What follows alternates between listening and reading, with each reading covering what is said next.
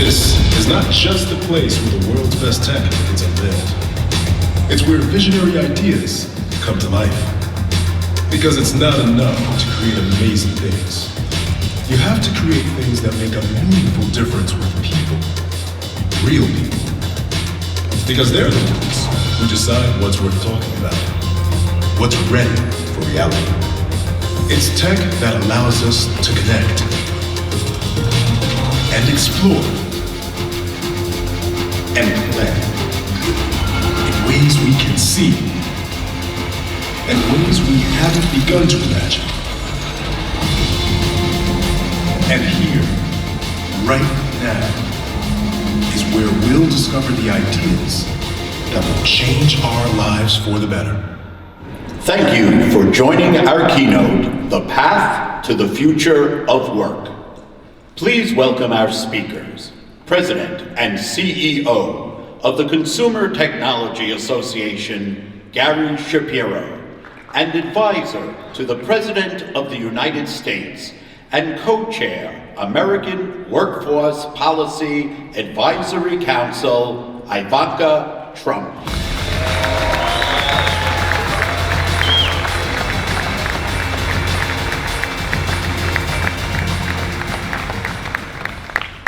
Well, welcome to CES. We're so honored to have you. It's great to be here. Hi, everyone. What a group. You know, there's been a lot of focus on this, and I think it's terrific because you are focusing on such an important subject. But I want to start a little bit in the beginning. You are advisor to the president. What does that mean, and how did you select what your focus is? Well, I've been predominantly focused on pro-growth policies, whether it be the enabling environment that encourages companies to invest, grow, and flourish in the United States. Many of you are illustrative of the boom that is happening. Or it's the policies that build upon that foundational environment, tax cuts, deregulations, and ensure pathways for all Americans to be able to secure great paying careers in this booming economy. So that's really my foremost passion and focus, removing barriers and obstacles for people who want and can work to be able to provide for themselves and their families. And there really has never been a better time to be working in America than today. And there's never been more people working in America than today. 160 million Americans are working. Record low unemployment across every demographic. Amazingly, and this is a statistic that I think is so important. So, you know, it's well known that for the past 14 plus months, more job vacancies exist by almost, actually a little over 1 million than unemployed Americans. But what's incredible is that over the past year, of all the people who have secured jobs in this economy, 73% of them were from the sidelines. Not even on unemployment. They were totally outside of the workforce. They had been marginalized. And they're coming back into the workforce in part because of the work we're doing alongside academia and the many great employers who have committed to our shared goals of helping Americans secure the skills to be able to fill the job vacancies. But it's an amazing thing that's happening where because wages are up, because there's more economic opportunity, people are coming off the sidelines, they're going through these training programs, and they're securing the skills that enable them to compete in the long term. And that's true, actually. In our industry, consumer technology, we have 2,000 plus American companies that are members, and 4 out of 5 of our executives are concerned and having challenges in filling the jobs they have today. So what is it that you are doing that is part of that? It's one of the number one concerns we have from employers, and it's also a concern and potential impediment to growth happening on a state and local level. So when we had the governors join us at the White House last year, I gave the keynote address because the number one concern cited was lack of skilled workforce. But it isn't a lack of worker. There's 6.5 million unemployed Americans, but then there are countless that aren't included in that statistic because they've been marginalized and are outside of the workforce. So I love what's happening because it's forcing employers to get creative. We have the lowest percentage of unemployment for disabled Americans in the history of this country. The lowest percentage. We are working towards the goal of bringing down the unemployment rate for our returning citizens, the formerly incarcerated, from the mid-20s to single digits over the next 5 years. The president is building upon the work of the First Step Act to ensure that those who have done their time, served their time, come back into their communities, are able to acquire the skills that they need to succeed. And it's been incredible because we've seen organizations across this country start to think about hiring the formerly incarcerated, even teaming up with local prisons to create programs in partnership with NGOs to help those that are soon to be released learn the skills while they're incarcerated so that they can come back and acquire a job. I was just in Indiana with the governor a couple of weeks ago in December, where I visited a program that was started by The Last Mile, an incredible organization that is really doing great work to lower recidivism. They actually have zero recidivism, which is remarkable after 10 years in operation. And this was a maximum security female prison in Indiana, where I met people who were learning complicated coding, computer science applications who had never been on the internet before, because they were incarcerated prior to the internet having been, as available as it obviously is today, in some cases 20 plus years. And what they were able to do in these simulated programs was remarkable.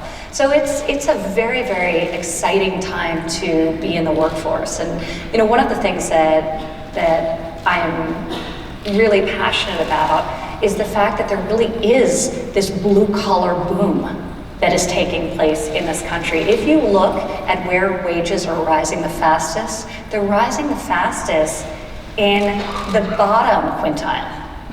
They're rising the fastest for blue-collar workers. And technology is helping enhance and fuel productivity, but we're here obviously talking about the way jobs are evolving and changing. And to do the same job today in many industries outside of what's considered sort of a traditional quote-unquote technology industry, there is a technical application and a technical literacy that's required. So it's not only about training for the jobs of the future. People need to be thinking about investing in their current workforce so that they can enable those people to do their same job using different equipment tomorrow. When we met at the White House in March, I was talking to you about all the great benefits of technology. I was talking about the book we had published last year, which described it fully about artificial intelligence, self-driving cars, robotics. And you turned to me and you said, this is all great, but what about the people who are the factory workers and the drivers and the clerks who are concerned that they may be left behind by this technology generation? And you actually challenged me, and the reason I'm disclosing this publicly is because the paperback version is out today, and it has a chapter that's added because of you, which is about the workforce of the future, because my empathy is probably very low, and I know I have to work on it, but the truth is that we have to focus on the fact that there is discomfort with change, and my career is focused on change, but this is a big change, and we've always thought that the number of new jobs is going to exceed the jobs that are lost, and that may be true in this case, we don't know, but when you talk about drivers and self-driving cars and some of the other things, it's a challenge, and you started talking about all the different things you're doing. So I'd like to go through some of the things that the White House and the administration are doing. Could you walk us through some of those? Well, I think if this conversation resonated with you, it's because your empathy isn't low.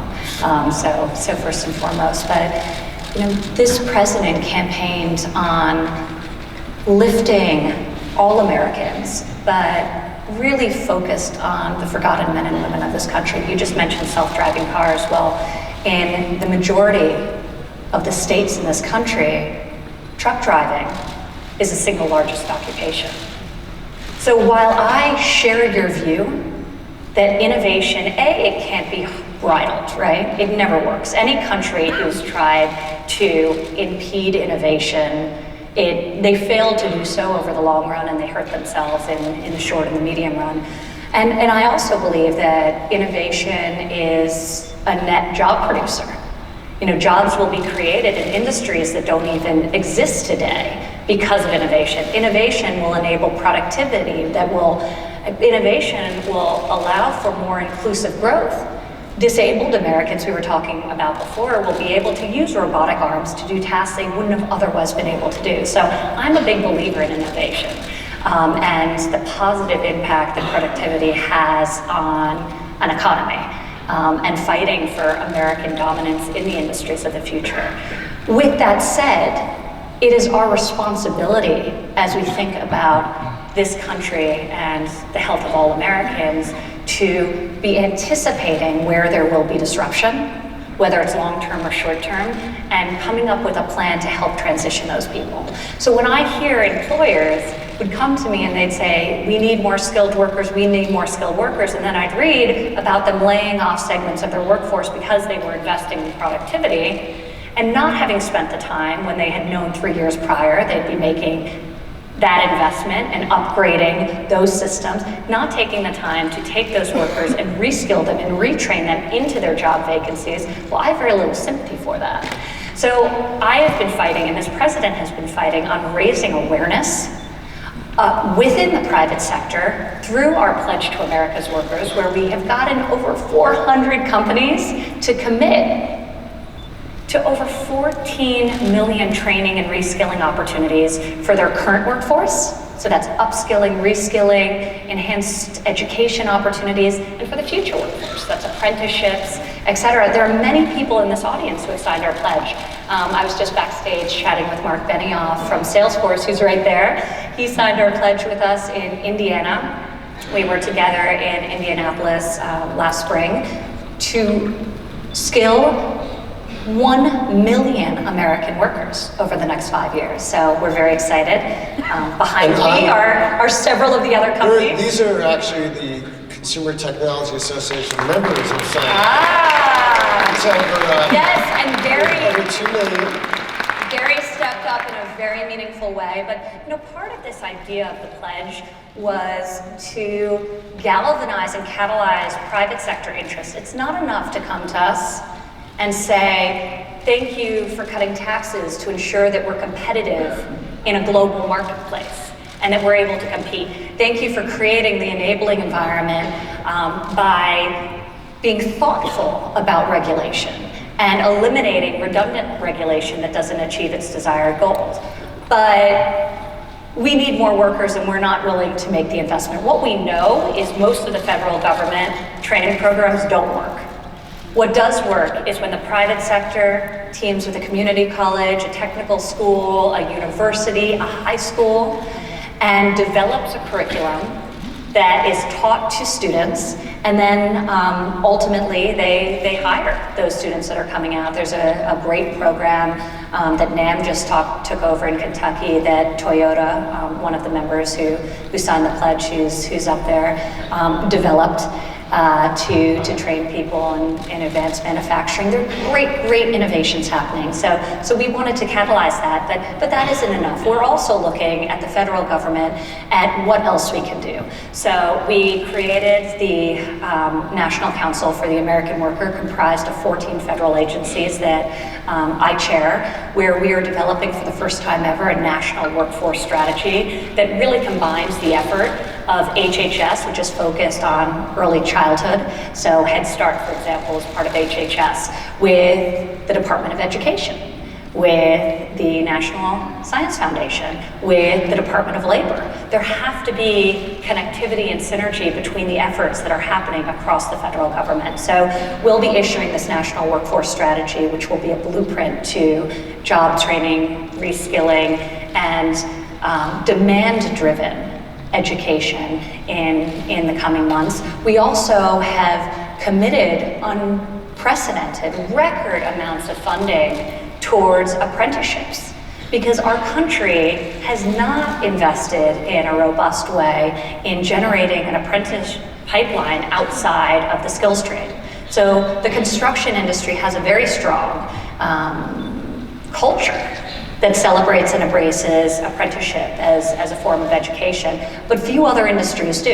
Okay. So we've worked with the Department of Labor and we've put out $300 million of funding to encourage education and apprenticeships to be formed in industries such as cybersecurity, in tech support, in healthcare, industries that should have apprenticeship ecosystems and don't. So we there's a are lot we're trying doing. to model that behavior. On this stage, Yeah. exactly a year ago, Ginny Rometty, Yep. who's serves on one of your councils, Chairman and CEO of IBM, announced that we have a partnership with the Consumer Technology Association, that IBM's apprenticeship coalition, IBM's apprenticeship programming would be extended throughout our industry. And we've already had 40 companies sign up and say they want to do that, because you're right, apprenticeships for the skilled trades are very common, and that's accepted.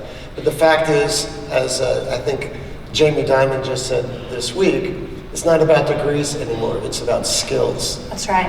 My first international trip was to Germany, where I toured Siemens in Berlin, which is considered the gold standard of apprenticeship. And it's really employer-driven, employer-led. And these are wildly successful programs, but it just is not part of the American DNA outside of the skills trades. And we want to change that. And industry wants to change that. So we're opening up the pathways and we're incentivizing action. And Ginny has been a great champion of all things related to workforce. You mentioned she sits on an advisory council we put together, which really informs the work we're doing through our national council, but also we gave them a really specific mandate. So we asked them to explore 4 things that would be complementary but not redundant of what we're able to do at the federal government. And 2 of them I'll share with you now, if you'll give me a few moments. I think one of the challenges we have in this country is that there is a belief that has been ingrained in society that there's one path A, and that's 4-year college. And while that is a great path for many Americans, most Americans don't take that path, and it is not the right path for all Americans. So we want to celebrate the other pathways that exist, whether it be apprenticeships, whether it be a credential. Many of the industries, tech support, cybersecurity jobs, not all of them require a bachelor's degree. So thinking, and you had mentioned, Gary, the importance of defining work based on skills rather than credentials is incredibly important. It requires a major shift in our thinking.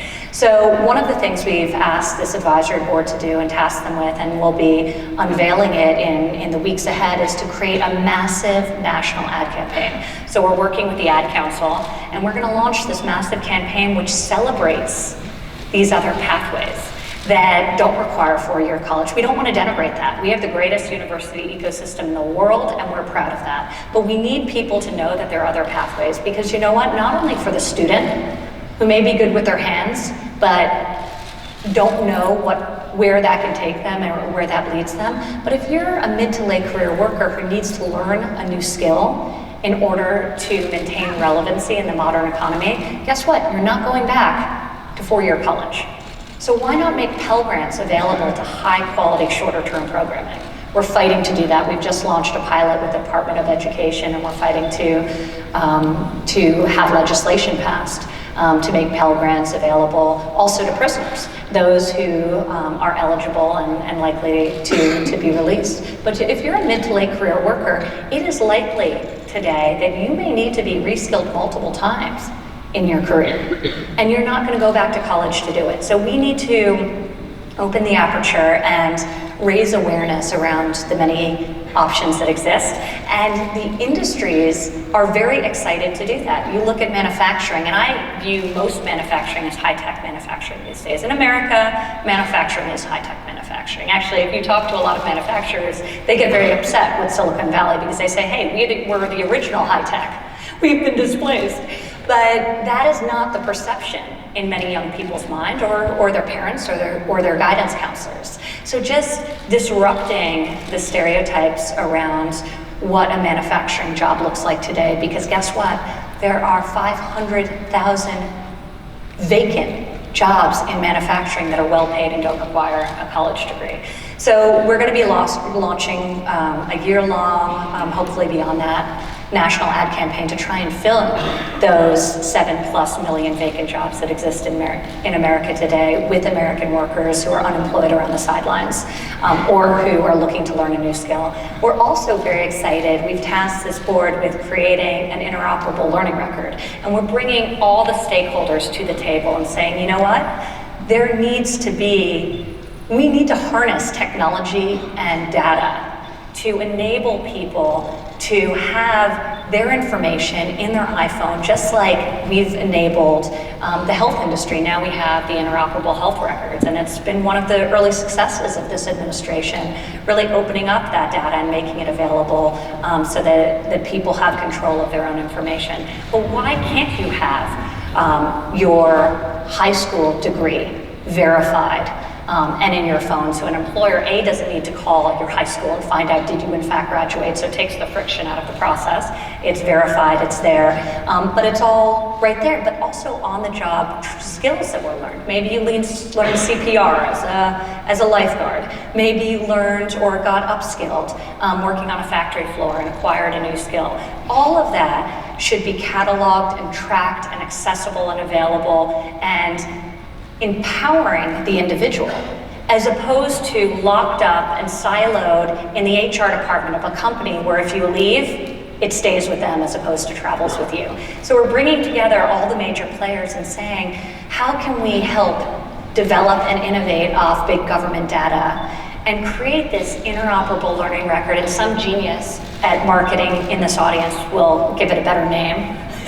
Resume of the future, whatever we want to call it, because interoperable learning record is not well branded. But how can we empower the individual to have all of the skills they've acquired over their lifetime available, accessible, and oh, by the way, wouldn't it be great if there was a job vacancy in your zip code that matched the skill you had if it got pushed to you? This is not hard to do, it just hasn't been done. So we're quite excited about taking this on. 4 different strategies, and that was one? Yes, that was one. The branding campaign is one, to sort of expose people to the different viable pathways to achieving a family-sustaining career. Another working group, Al Kelly is leading this one with Johnny Taylor, the head of SHRM. Ginny Rometty and Tim Cook are leading the working group on SHRM is the Society for Human Resources Management. Yes. You're really part of Washington now. You use that? Yes. It was important to get all the different HR organizations to help us address the third one, which is if we really want to think about hiring by skill as opposed to by credential or school degree, which may or may not be relevant. Amazingly, 4 out of 10 Americans with a college degree working today are working in jobs that don't require one. So breaking it down based on the skills as opposed to the degree is really important. So we asked this group to come together and think about HR practices and ways we can disrupt it, and think about hiring in a new way, and really disseminate that information. So not only how companies think about investing in workforce training in terms of their balance sheets, it's the first line item that's cut. But it's also, even in this booming economy where everyone is pointing to this program or that program, very few CEOs can tell you how much they actually spend on workforce development per worker. They can point to a program with 20 people in it that they've just stood up, but they really can't tell you what type of investment they're making in the skills and talents of their current and future workforce. They can with healthcare benefits, Right. to $1. But we need to make people internalize this as a core obligation of an employer. Increasingly, there is a drive within corporations, you see it with BRT, to think about what is their social impact. And I would say the most important social impact you should be opining on is the health and the prosperity and the commitment you have to your own family, your own workforce. So we're pushing employers to do that. Thinking about HR also through the lens of what degrees are actually required for what jobs. I was talking to Ginny, and they were having a lot of challenges recruiting people to fill vacant cybersecurity jobs at IBM. And she said when they went back and looked at the application to fill those jobs, the HR department had put in a requirement for a bachelor's degree, which was not a requirement for many of the cyber jobs that they were looking to fill, so they changed that policy. So what policies are creating these artificial barriers? Also, second chance hiring. Ban the box. So we're going to come out with a whole list of policies that we want companies and HR departments around the country and globe to examine and really be introspective about, so that they can ensure that for everyone, so that they can ensure that they're not inadvertently screening out qualified applicants for jobs that they currently have vacant today. Well, Jamie Dimon actually also said this week that 3/4 of their jobs that are open now do not require a college degree. Correct. But the government itself is the largest purchaser of technology, and one of the complaints I've heard is that when you're doing IT project for the government, they require you have all these people with all these degrees. So if you come up through an apprenticeship program based on skills, you are ineligible to work on a government project. And that's one of the things the government itself can look at. We're changing a lot of that, including second chance hiring. And so we are looking at all of those programs internally, the Office of OMB through their management department, because you're right, government procurement is, we could have a whole panel on government procurement and the challenges there, and also some of the challenges to ensuring that we're hiring people based on qualifying skills as opposed to credentials. Well, you've covered a lot of ground, but we have a few minutes left. If you don't mind, I'd like to ask you some rapid fire questions. Are you game? Yes. Okay. Parental leave policy. Yes. I heard your speech at the Republican convention. You advocated that as something very important. You have a huge success, just signed into law in the last few weeks. Yeah. There's a new law that says every federal worker gets paid parental leave. Are you going to stop there? Or are you going to keep going all the way? Yes. Thank you. We are really excited about this. And look, it goes back to the first question. What are the barriers that exist today for people to be able to provide for themselves and their families? The reality is things have changed pretty rapidly in recent decades. Women now are 47% of the American workforce. In 40% of American homes, women are the primary breadwinners. And so while paid parental leave is not a women's issue, we're fighting for it to apply to mothers and fathers, adoptive parents. It does disproportionately fall on the shoulders of women, just unpaid care generally, whether it's for children or adult dependents. So we fought for and secured for the first time ever, and they've been talking about it for decades, a commitment to our workforce that we will offer 12 weeks of paid maternity, paternity, adoption leave to all federal workers, and we're very, very proud to have signed this into law just this past December. We cannot ask all of you to offer this benefit to your workforces if we're not willing to do it ourselves. We must lead by example, and we are the country's largest employer and are finally doing that. So we're quite excited about this, but we're not stopping there. So first of all, as part of tax reform, and many people don't know this, but actually the first national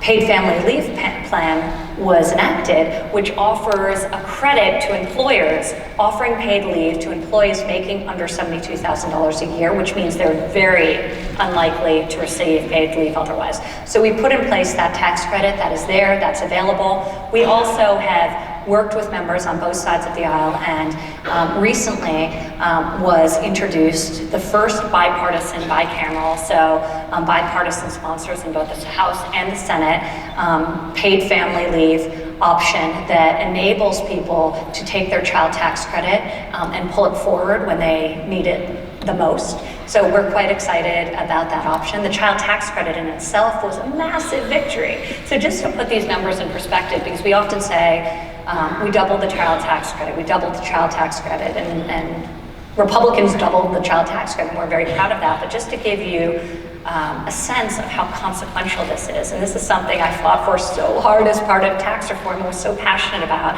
because the greatest investment we can make is in the next generation in this country, our kids. And it's very, very expensive raising children, especially at a time, and now this is changing, but especially at a time when wages has stagnated and the cost of childcare was skyrocketing. But in doubling the child tax credit in tax year 2019 alone, 40 million American families benefited, on average, $2,200 a family. It's remarkable. So Okay. we're very proud of that. Can I give you one other thing? Sure, but I have a few Okay. more questions. Childcare. Childcare is enormously expensive. This administration in the past 2 years have increased the Child Care and Development Block Grants. It's the largest government program. It's money that's given to governors to offset the cost of childcare for working Americans who can't afford it.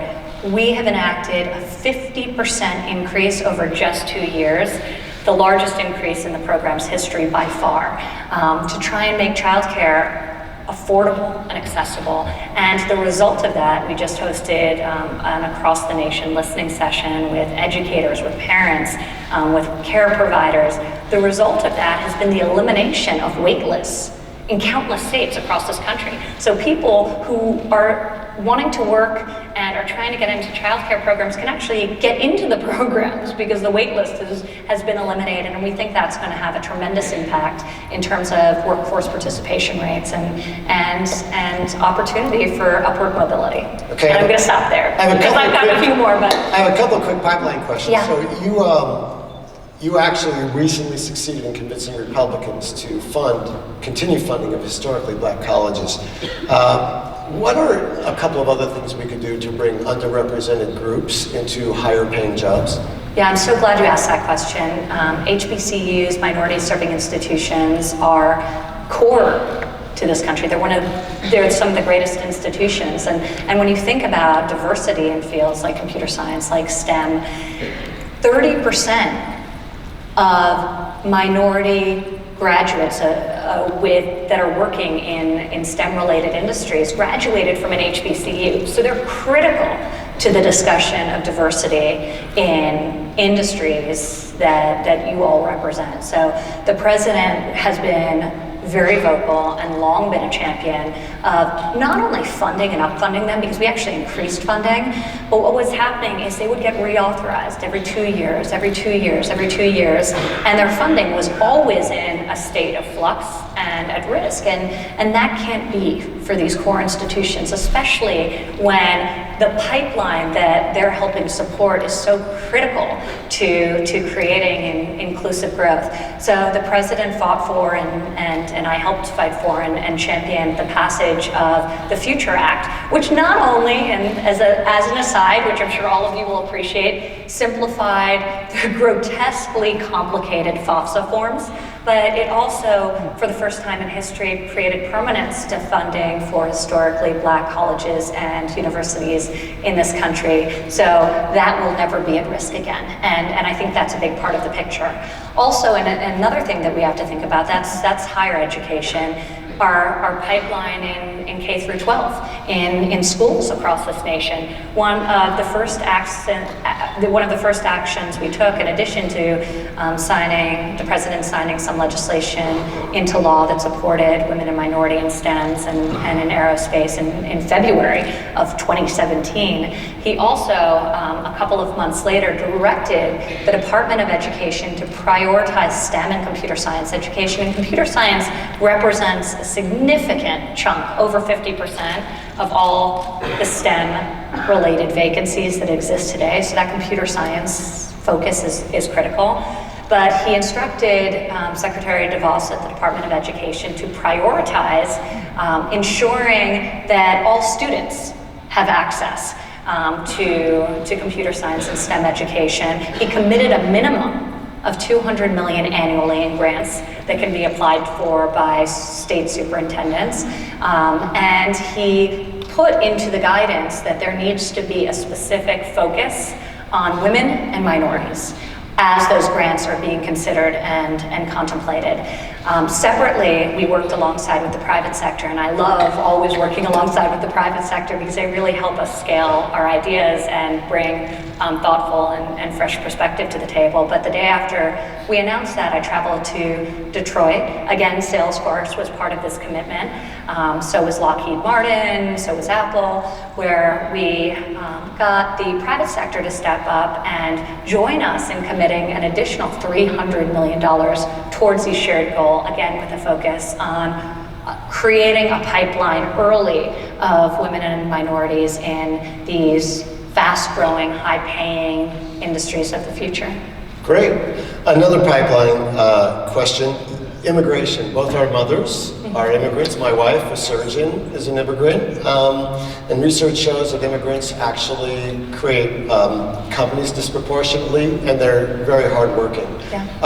How can we keep this pipeline open for the future, especially given the shortage of skilled workers we have now? Well, the president said that he thinks it's absolutely insane that we educate immigrants from across the world, and as they are about to start their business, open their business, become employers, we throw them out of our country. It doesn't make sense. Our immigration system is totally flawed. If you compare our immigration system with that of our neighbor to the north, Canada, it makes no sense. So immigration, I think, would have bipartisan agreement that it needs to be overhauled and become relevant to both the jobs and the skills we need to attract to continue to grow and thrive.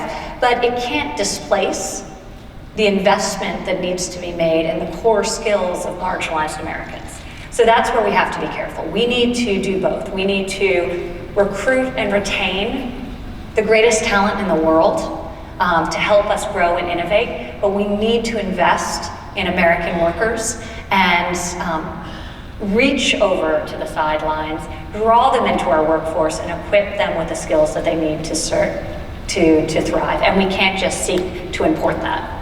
Well, I know we have way exceeded our time guidelines, and I apologize for that, but it's obvious we have a lot more to talk about. I am so happy that you came here and brought your perspective. Your passion on the issue is contagious. I can say that personally.